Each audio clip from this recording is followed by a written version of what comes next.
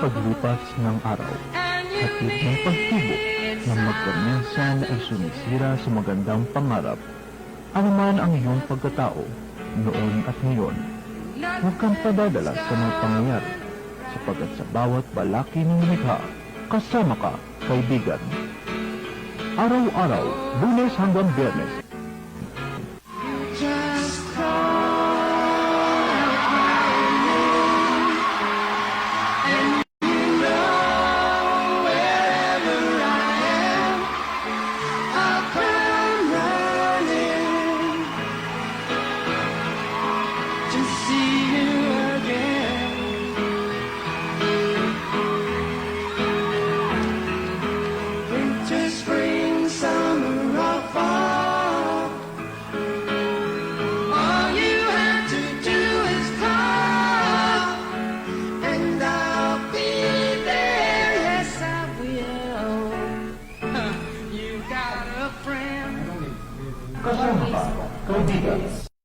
Educated to be so that they can become productive, because ayaw natin sila umaasa nila sa mga kapatid, di ba?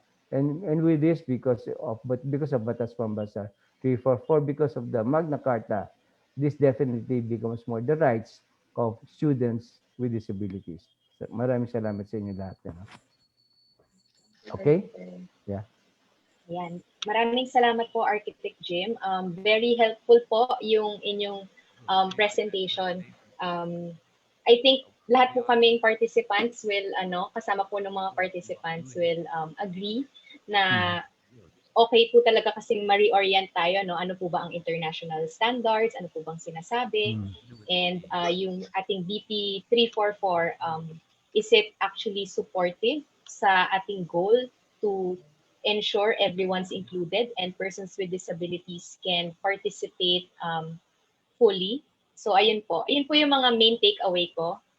Sa mga participants po natin, kung may gusto rin po kayong i-share or gusto nyo pong pasalamatan si Architect Jim, mag-message lang po kayo. Ano pong takeaway nyo? And kung may message po kayo kay Architect Jim, i-chat nyo po, i-share po namin sa kanya. Ayan.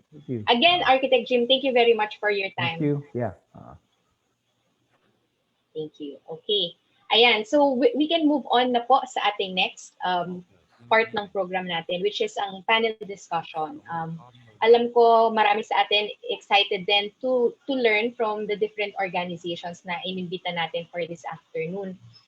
So, ito po ang order ng ating panel discussants. So, ayan. So, composed of representatives from different organizations po ang ating in-invite as panel discussants.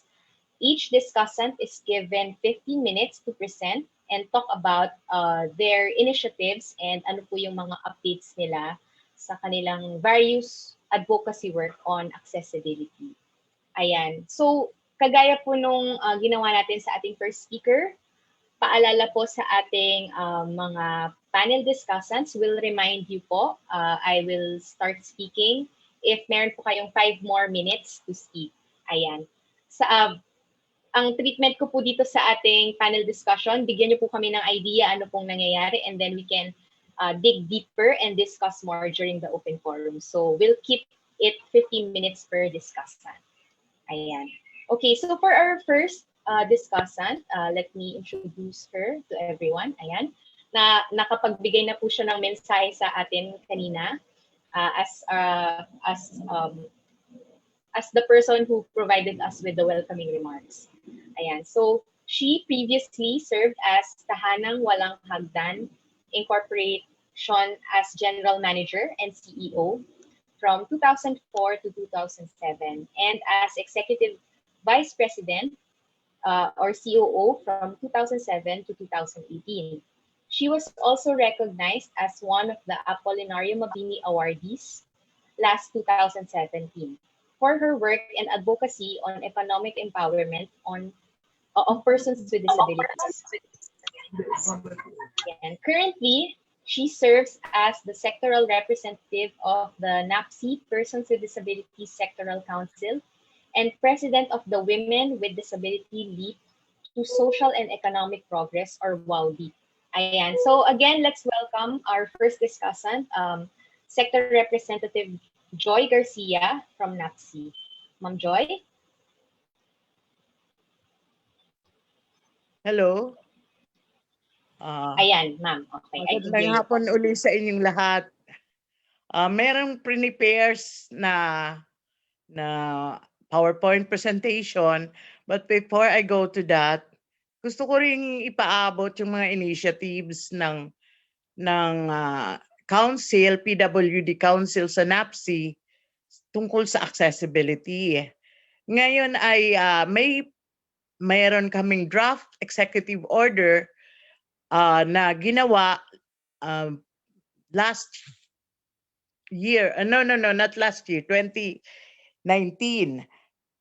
So ito'y napaabot na ito ay ang aming ginawang executive order, draft executive order ay tungkol sa full implementation of accessible transportation para sa air, sea, land, and railway. So ito yung draft executive order, nagkaroon na ito ng complete staff work at ang aming mga kasamahan dito ay of course the DOTR at marami pang ibang stakeholders from the government agencies. Nandoon din po ang NCDA. So ito po sa ngayon, as of now, nasa opisina po, nasa table ni Presidente Rodrigo Duterte waiting for his signature. So it took so long para ito ay mapirmahan.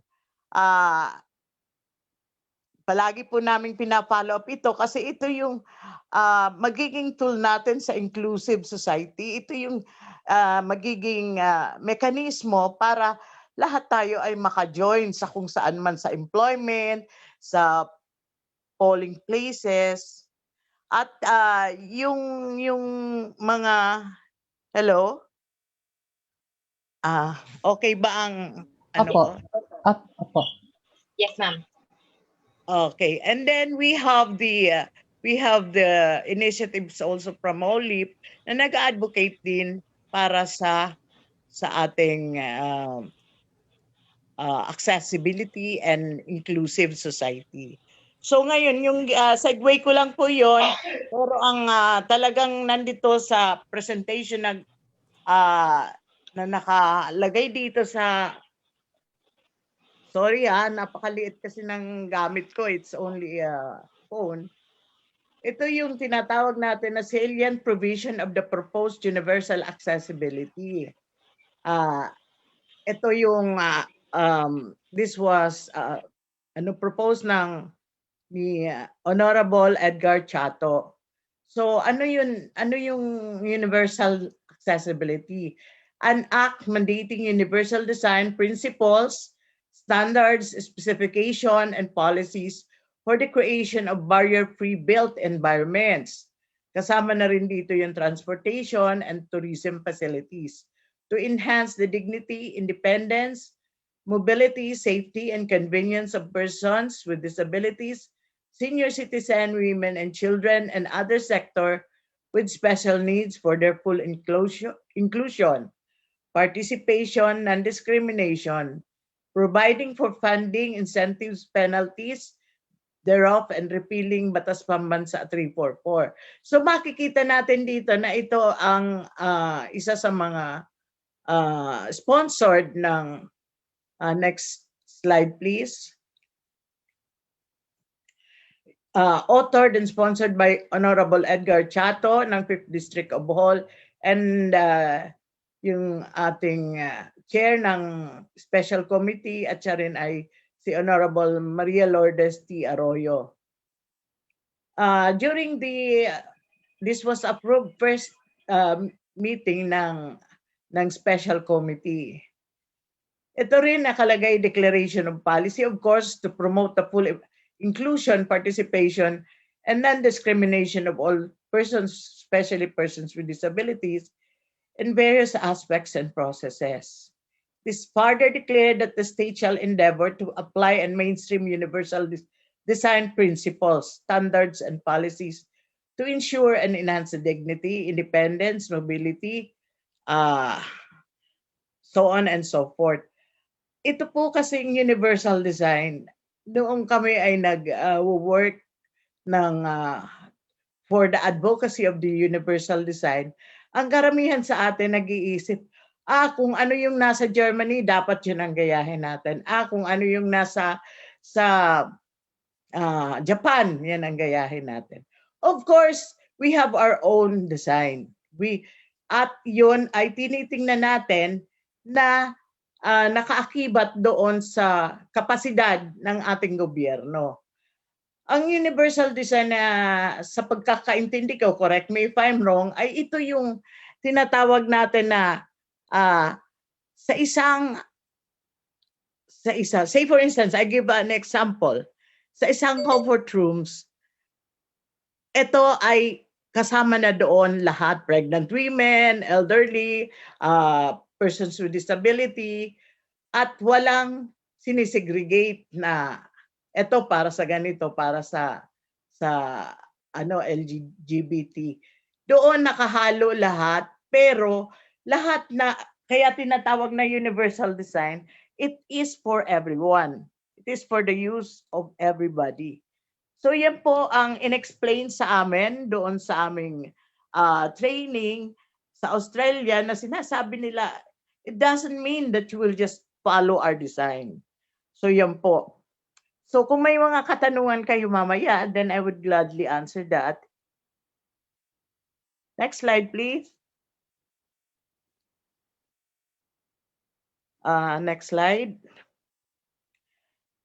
Pinaloob na rin dito, pinalawak na rin yung barrier-free tourism, na maging accessible yung hotels, yung ating mga recreational areas, public and privately owned buildings and structure for public use, at yung tinatawag natin na kanina may nakita ako sa chat, passenger transportation and travel facilities. Meron din dito yung ating public housing projects. Next slide, please. Nandito rin naka-indicate, I would not dwell on it further, but you can look at it. Merong mga design na para sa ating mga may kapansanan, at ito ay binibigyan nating diin na ito yung tama, ito yung updated. So nakikita natin dito kasi before I just don't want to really say na hindi tama yung mga ramp or kaya mga hawakan sa CR, o kaya yung ating mga iba't ibang accessibility features. But of course, we have to consider na ngayon mas i-update natin. Okay, next please. I hear a ring. Yun, ang kino-consider natin dito, pakibalik lang po. Yung accessibility, reachability, and usability, orientation, safety, workability, and efficiency. So, kailangan tinitingnan natin itong mga kategorya na to. So, yan ay nilagay din doon sa bill na yon. Next, please. Yung mga signage natin, yung mga nakalagay na priority seats, ay tiningnan din at in-ensure na ito ay meron at para mawala ang pag-aagam-agam ng ating persons with disability na hindi ito isinama. Nandito rin po siya. Next, please. Yan.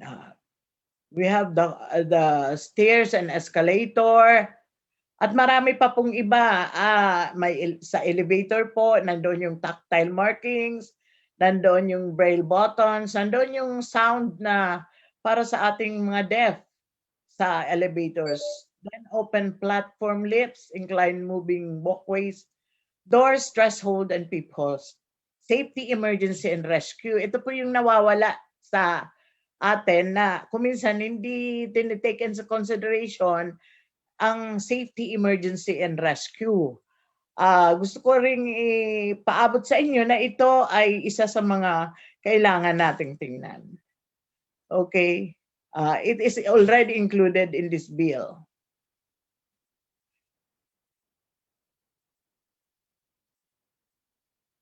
Pati po yung mga pedestrian, bridges, skywalk, overpass, sidewalk and walkways, pedestrian crossing, at nakalagay din dito na existing street and highway shall be repaired and renovated to comply on the universal design. And then yung drop curves, maraming hindi sumusunod dito. Kung minsan may mga nakaparke pa na motor o kaya yung mga flower pots. And then nakalagay din dito sa section 32, disembarkation of areas in buildings, section 33, parking, and then 35, ramp and handrails. Okay. Ma'am Joy, reminder lang po, last 5 minutes. Okay. I think everyone in this room, lalo na yung sa sector, alam kung ano ang gusto nating mangyari o ano yung importante sa atin na magkaroon tayo ng accessible features dito sa bill na to. Without prejudice to the preceding paragraph, 5% of all hotel rooms but 2 rooms shall be designated for persons with disabilities. So sinama na rin lang ito. And then hotel rooms, marami pa pong iba like yung bathroom doors, bathing facilities, restaurant. Pwede pong next slide. Okay. Nandito rin yung ating tinatawag na optional facilities for persons with disabilities. So medyo holistic ang bill na ito. Nandoon yung sensory room, sensory garden, at yung tinatawag natin na wheelchair accessible buses, section 47, train and railway. So nahagip na po dito. Next please.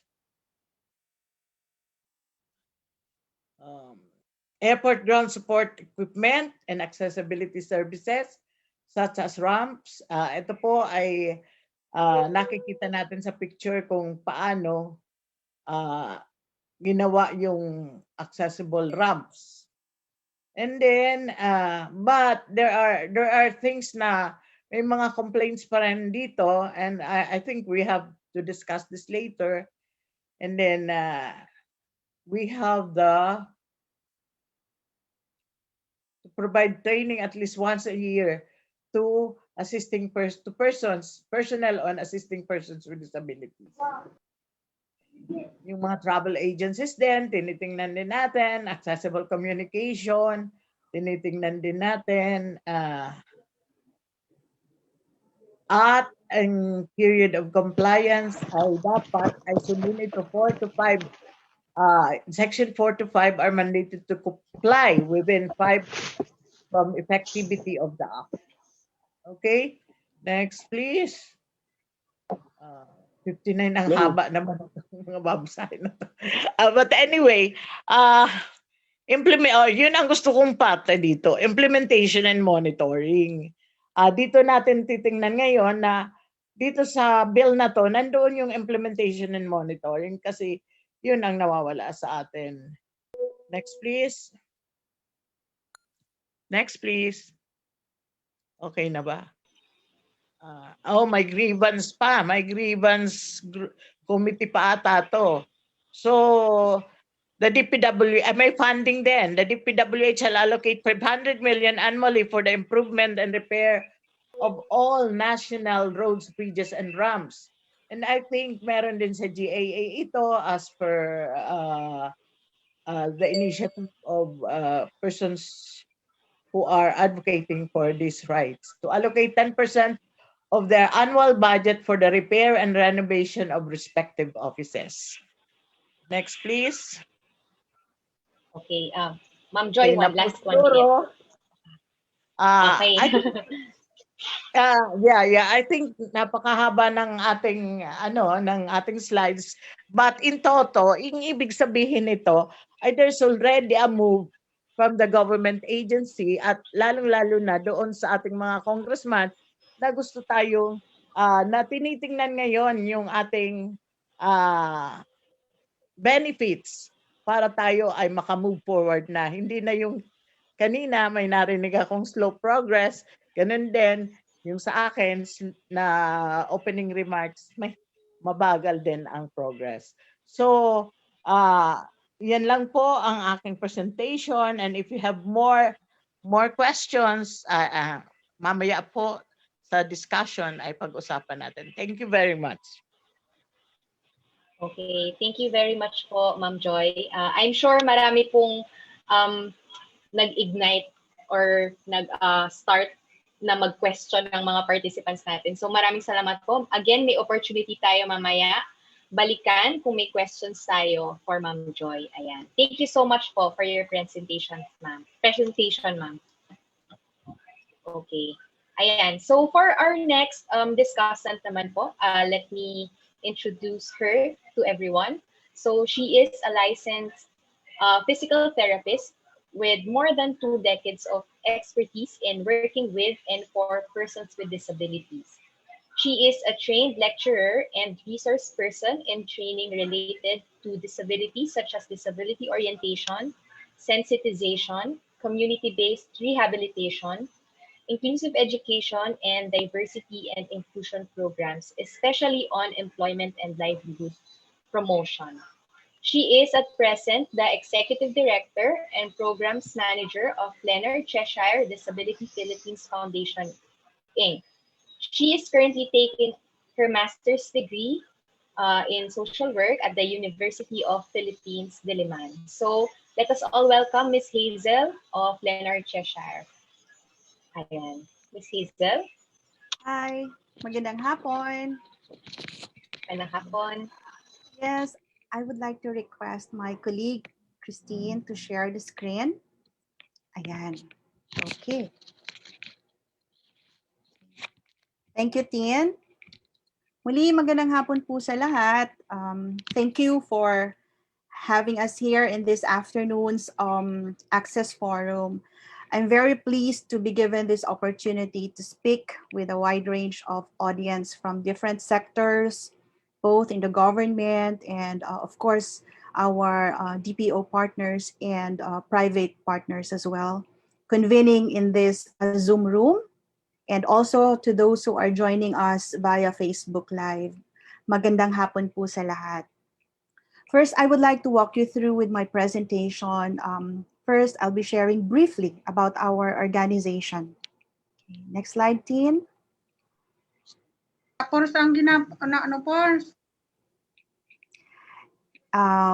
am going to share what we do for persons with disabilities, our work in various programs. I will also present in a nutshell the barriers faced by persons with disabilities and the challenges we encounter as a non-government organization promoting accessibility in the workplace.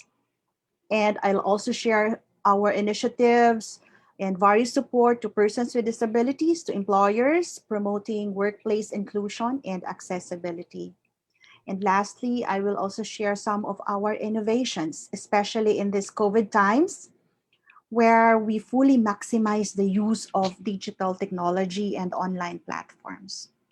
So next slide. As I've said, I am going to share a bit of who we are as an organization. So Leonard Cheshire Disability Philippines Foundation is a nonprofit and non-government national disability-focused organization registered with the Securities and Exchange Commission and was established in September 2010. We are a registered and accredited social welfare agency of the Department of Social Welfare and Development. We are also a strategic partner of Leonard Cheshire International.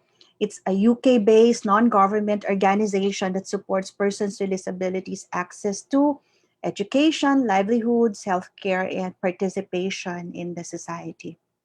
We are a member of Leonard Cheshire Global Alliance, And of course, our programs and services for persons with disabilities are delivered in various locations in the country. And our main office is located in Quezon Avenue, Quezon City. Next slide, please.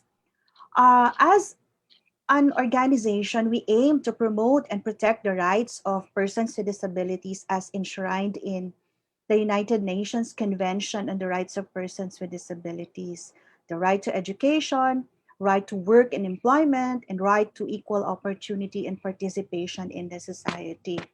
And these are translated into our core programs, which are, the next slide, please. So we have a program on inclusive education, which promotes access to quality education for children with disabilities. We have Young Voices that promotes leadership of youth with disabilities 15 to 25 years old and support their empowerment to become advocates of their rights. And the Economic Empowerment Program, which supports and enables persons with disabilities find meaningful employment and achieve economic independence. So, sa ilang taon pong nag-exist ang Leonard Seshar Disability Philippines Foundation, ang naging flagship project po ng organization ay ang Economic Empowerment Program. Ito ay naglalayong tulungan ang mga persons with disabilities magkaroon ng trabaho o makapag-start ng kanilang mga business or mga negosyo and maging economically independent. So as an offshoot ng aming programa sa economic empowerment, and of course to further our work in promoting right to employment of persons with disabilities, ipinanganak ang aming programang Voice Hivos Project. Next slide please. Itong Voice Hivos Project po namin na proyekto ay ang aming advocacy arm. Ito po ay pinapangunahan ang mga gawain para magkaroon ng pagkakaisa at isang boses ang sektor para palaganapin ang usapin tungkol sa karapatan ng mga persons with disabilities magkaroon ng trabaho. Ang strategy po namin dito ay makipag-ugnayan, palakasin ang mga organizations of persons with disabilities, ang ating mga OPDs, at magkaroon po ng mga employers network so that sila ang mga mangunguna para isulong maging priority agenda ng mga government agencies, ng mga local government units, at saka yung ating private sector, ang usapin tungkol sa access to employment ng mga persons with disabilities. Next slide. Pag-usapan naman po natin yung challenges. I'll not dwell on the details of these challenges that we experience as an organization promoting workplace inclusion. Pero gusto ko lang pong i-highlight ang mga key issues or challenges na na-experience po natin. This time of pandemic, very obvious po na na-accelerate or mas na-accentuate ang mga challenges na in-experience ng mga persons with disabilities, which has socio-economic impact talaga sa ating sektor.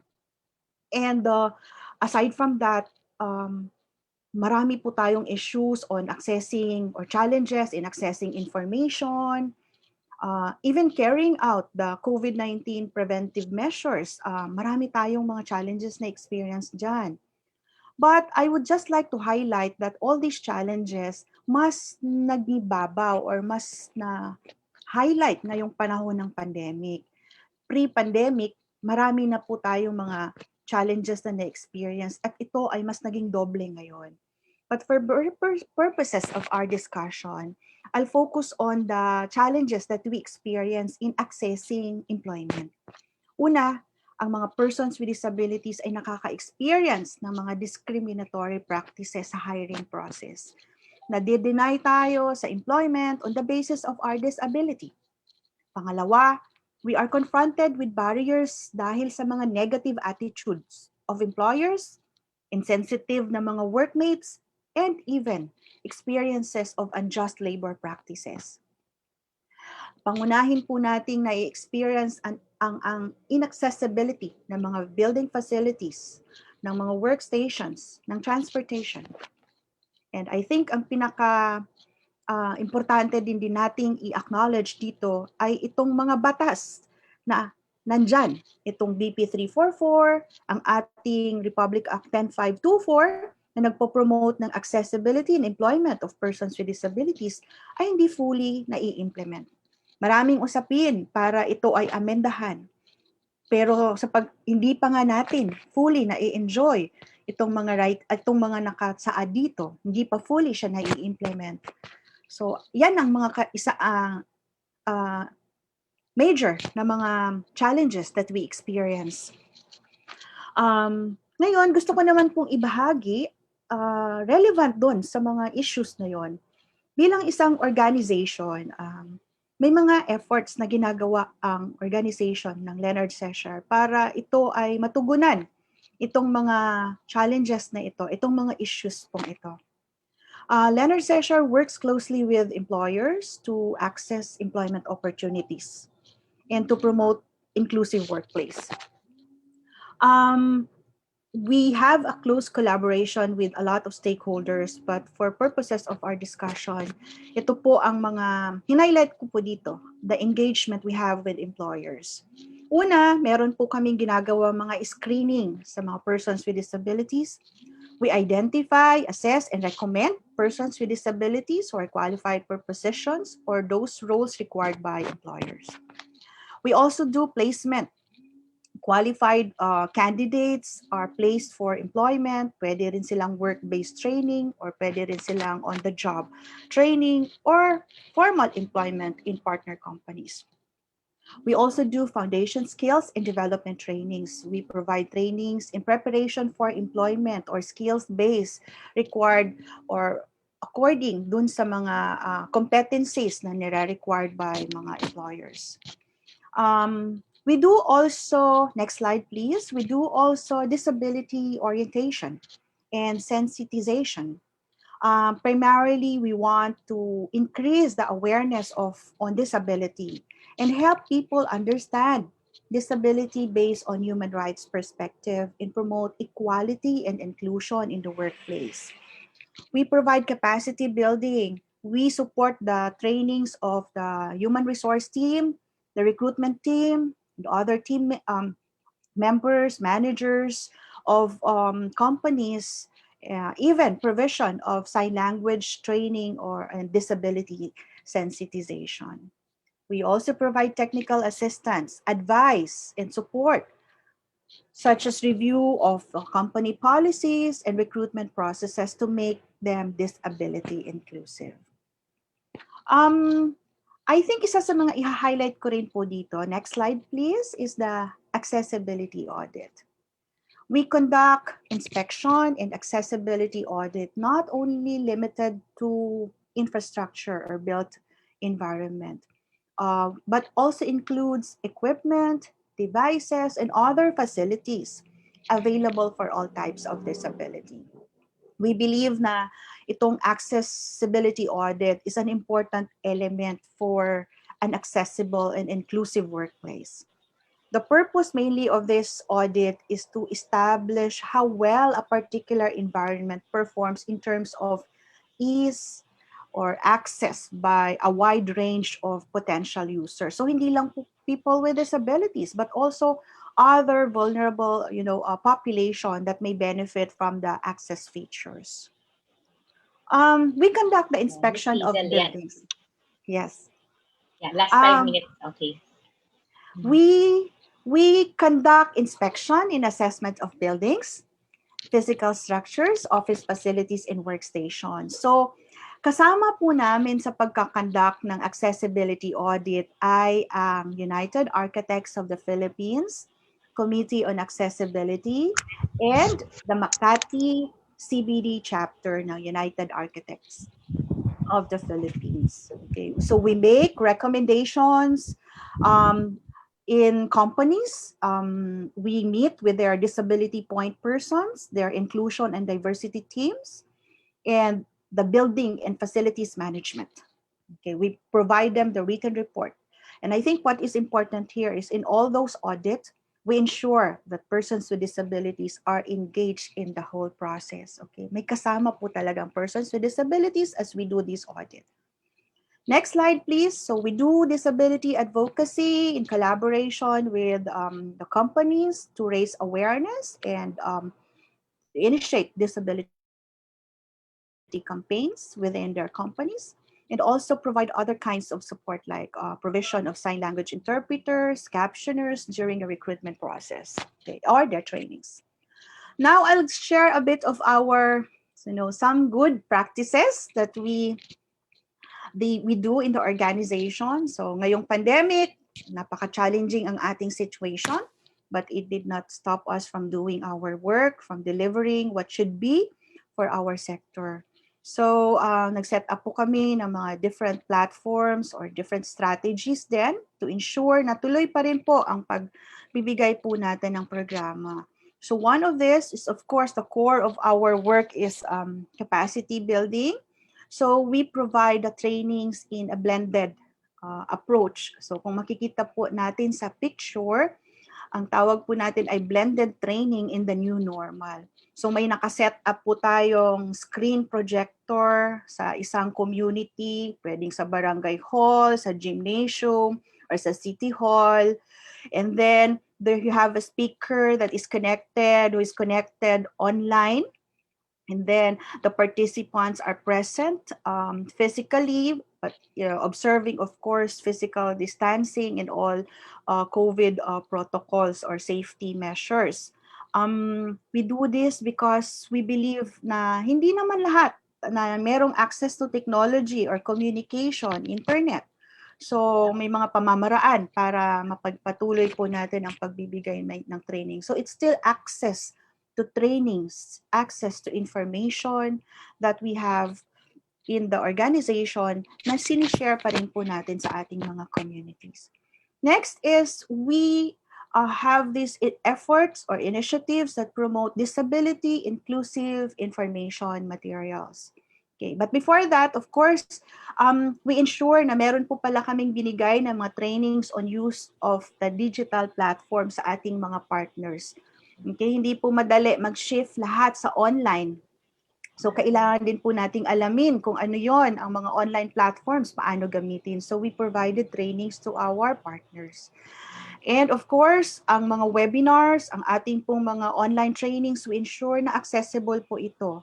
We provide the needed support in terms of sign language, interpreters, live captioning na available para sa mga online trainings or webinars natin. Next slide. Then we promote the disability Last 1 inclusive. minute. Thank you. Information materials. So ito po, in collaboration with other partners po natin, the Aging and Disability Task Force and the UP Babaylan, we develop some materials na pinupost po natin sa Facebook, and we ensure that these are in accessible formats. And lastly, I think this is the last topic, the innovation. I'd like to quickly share ano pong innovation ito. Ngayon, we are too dependent on technology, digital platforms na ito. We have a recent innovation in Leonard Seshar where we developed this digital inclusion platform. It is a self-registration and assessment tool na naka-integrate siya in a web-based platform. So, magre-register po ang persons with disabilities in the digital platform. You will provide information that is relevant to you sa iyong mga trainings, iyong mga background sa education, and which after that, you can generate a CV or a curriculum vitae na pwede po nating isubmit sa mga employers. So, very user-friendly po siya. Magagamit siya in any digital application, portal na pwedeng i-download. It also is compliant with the web content accessibility. Okay? Meron lang po akong ipa-fast track ko lang po yung aking presentation dun sa mga susunod pa pong slide. Yes, next slide please. Ito pong itsura ng tool. Okay, if you want to check, you can check this at www.ei.lcdpfi.org. Ito po yung mga steps. May 3 steps po kung paano mag-register. Probably I can share it with you later on. But the last slide is, medyo bitin lang po ito. Okay, dahil hindi pa siya fully naka-upload ngayon, but this is something that we would like to share with you because this is another innovation.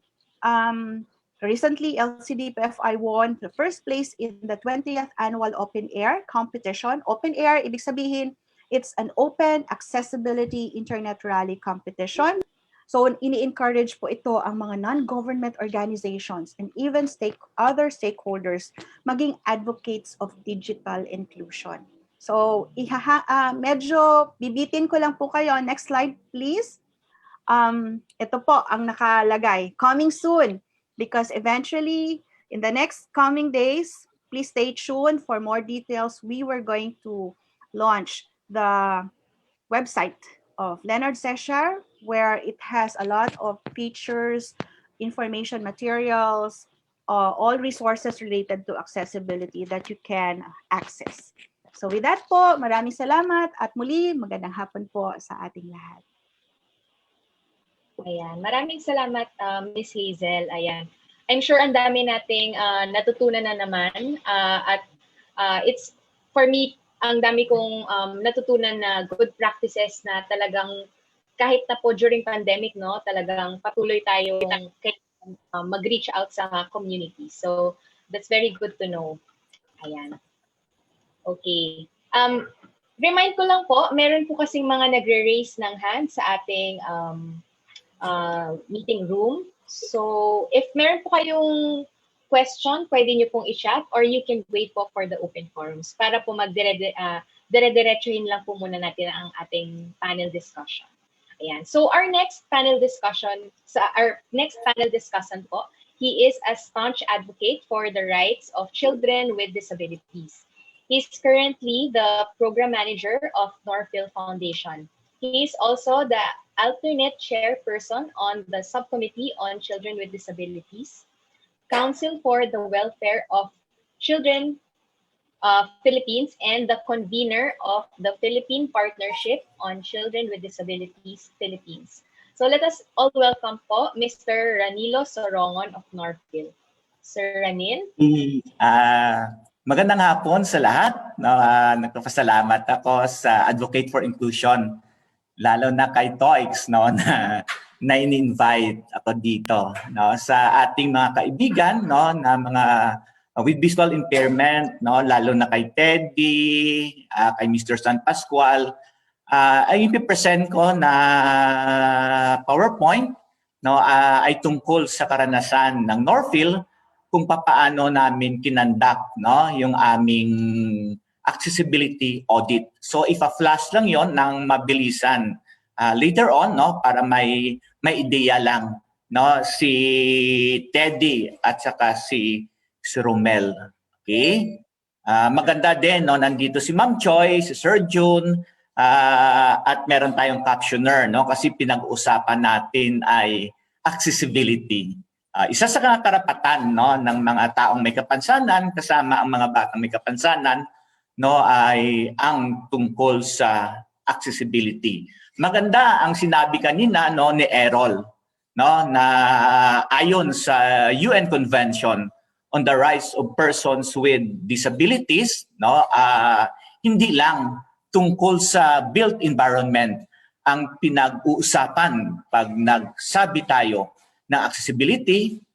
So kasama dito, no, ang accessibility to information and communication na ginagawa ngayon ni Ma'am Joy, no, para bigyan, no, ng accessibility ang mga kasamahan natin, no, na mga deaf, no, at meron din tayong captioner, no, kung hard of hearing, at kasama din siyempre yung accessible transportation, no, na sinabi din ng isa natin sa mga kasamahan.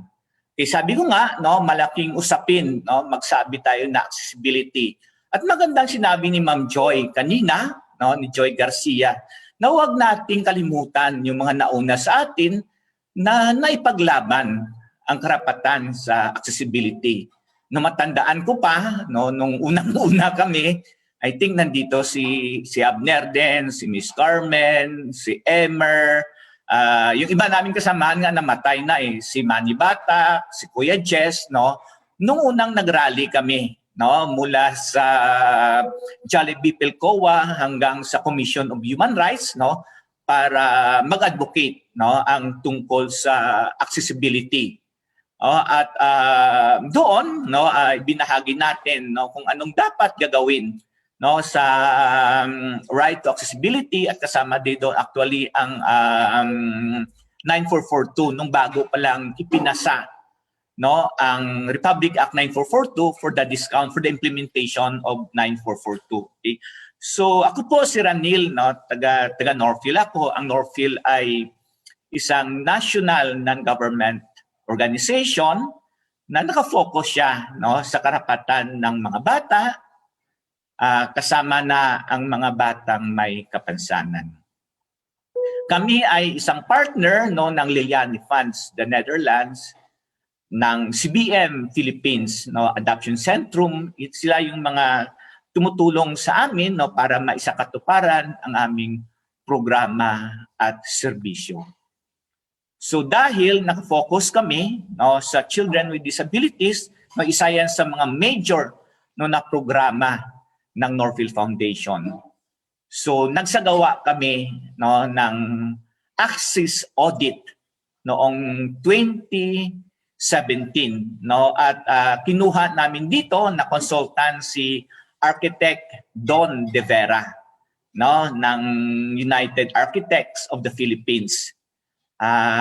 Siya din, no, ay isang wheelchair user at isang professor sa architecture, no, sa Malayan College. So binuo namin ang aming access team. So siyempre kasi ang aming access audit ay ang public school. So kasama siyempre namin yung DepEd, may principal, may coordinator, kasama din namin, no, ang local government unit kung saan, no, ang mga naturang public school.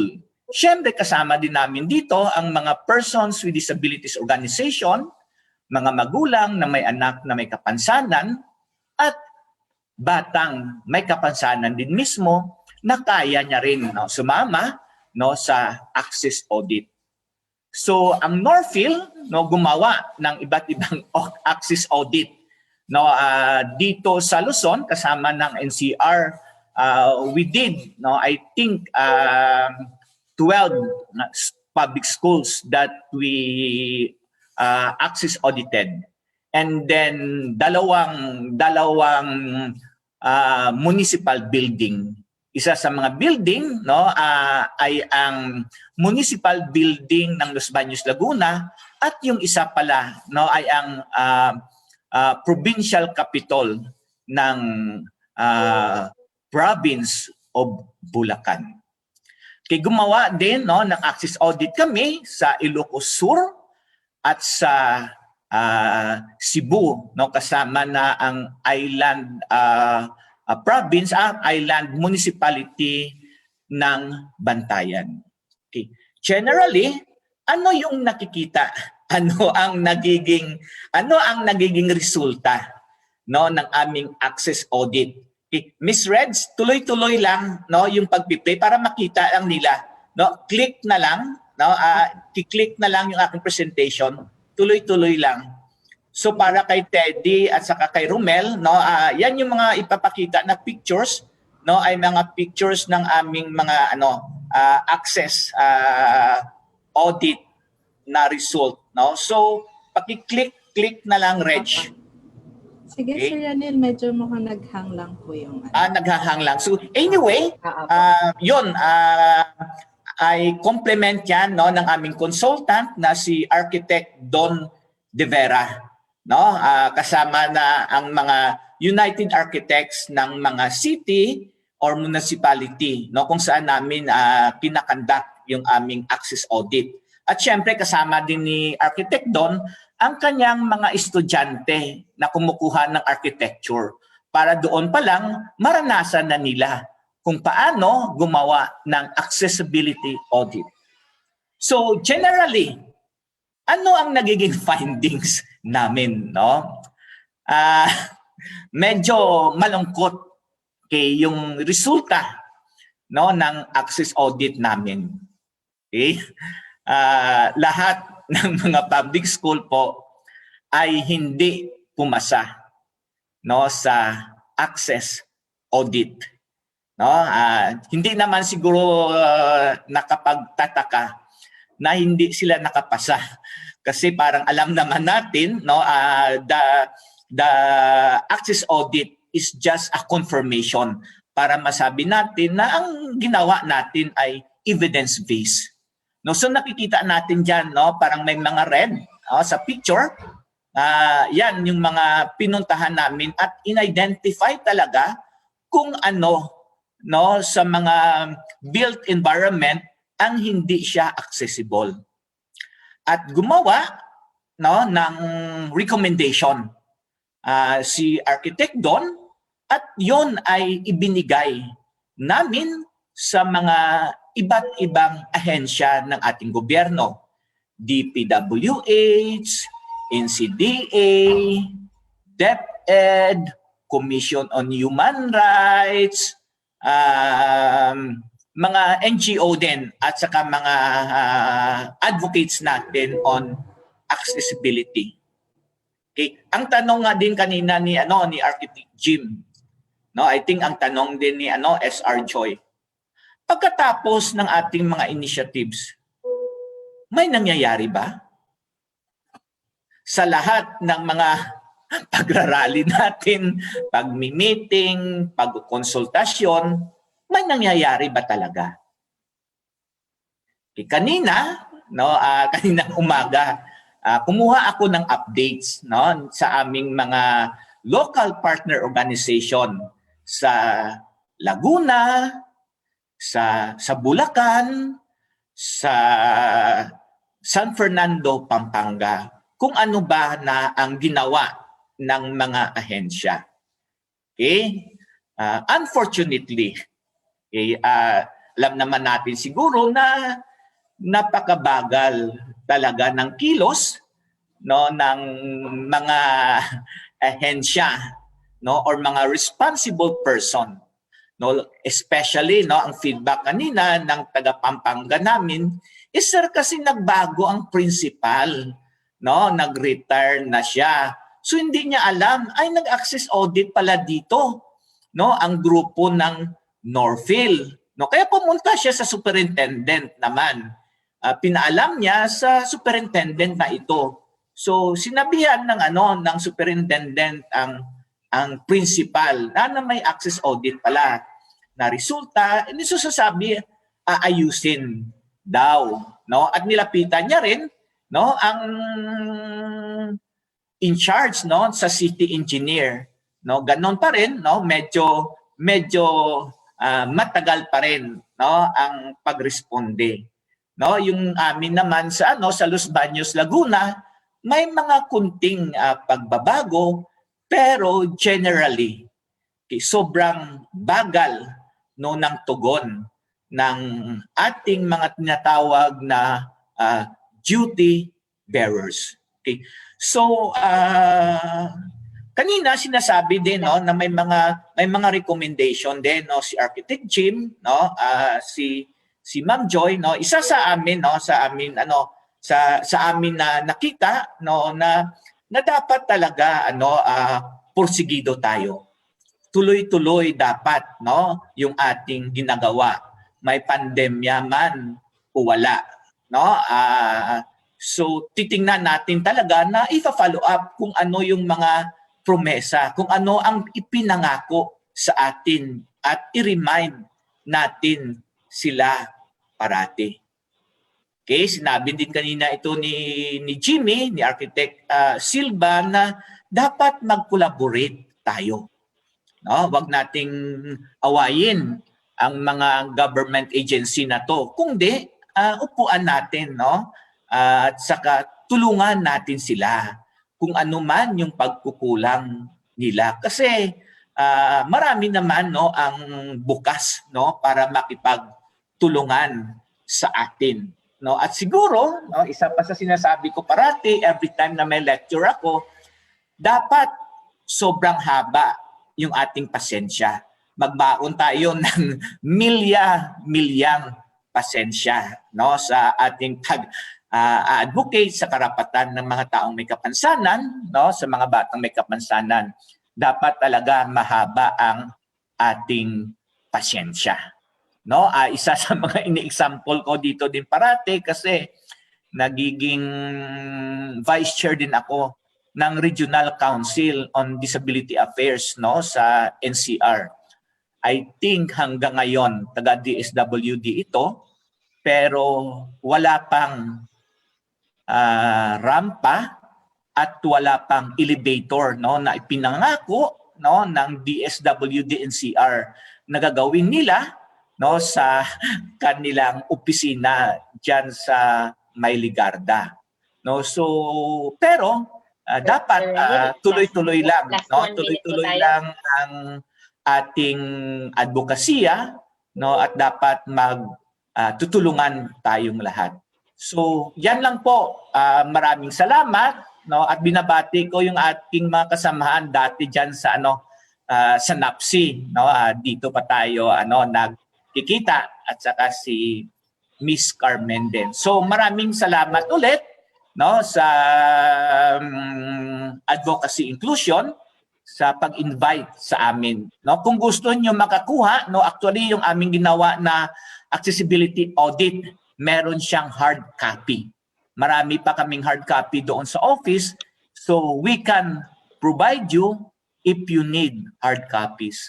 So maraming salamat ulit, no, sa organizer, no, ng forum na to. Maraming salamat and good afternoon po. Ayan, maraming salamat po, Sir Ranil. Ayan, siguro ang dami ko rin po natutunan talaga na practices na ginagawa ninyo na. Pero siguro yung i-highlight ko, sir, yung sinabi niyo na kailangan natin magbaon ng milya-milyang pasensya. Siguro talagang lahat tayo ay nakaka-relate doon. So maraming salamat po ulit sa time nyo and salamat po sa inyong presentation, sir. I'm sure marami pong interested pang magtanong mamaya. So again, sa participants po natin, kung may gusto kayong i-message kay Sir Ranil or questions, pwede nyo pong i-message sa chat box. Pwede rin pong maghintay tayo sa open forum mamaya. Ayan. So for our last panel discussant, let me introduce her to everyone. So she has extensive experience in development work, with over 11 years of training and practice in policy research and analysis, project management, and content development for advocacy campaigns. She finished her master's degree at De La Salle University, where she researched on disability-inclusive election policies. In particular, she has published in the areas of elections, democracy, and governance. Currently, she serves as the lead convener of Advocates of Inclusion. She also teaches professional courses at the Department of International Studies at Far Eastern University. So let us all welcome our very own Miss Bianca Lapus. Bianca? Hi. Okay, can you see me? Okay. Hi, Yes. everyone. So magandang hapon po, and I want to thank our friends from all of the organizations that presented today, and Ms. Carmen is also here. So hello, hello din po kina Sir Ranil at kay Ms. Joy. So maraming salamat po. At lalo na syempre kay Architect Jim na kinukulit ko ng mga nakaraang araw. So Advocates of Inclusion this is a presentation by Advocates of Inclusion, and we titled it Reimagining Accessibility, like what Architect Jim also initially discussed. I think we all have an idea of what universal access means and what we have been doing so far in terms of our advocacy on this front. Has been really tedious, and sabi nga kanina ni Sir Ranil, mahaba yung pasensya kailangang baunin. Pero ngayon, tingin namin meron ding mga pagkakataon ngayon na pwede nating i-revisit yung ating trabaho at in light of the new developments that we will be sharing.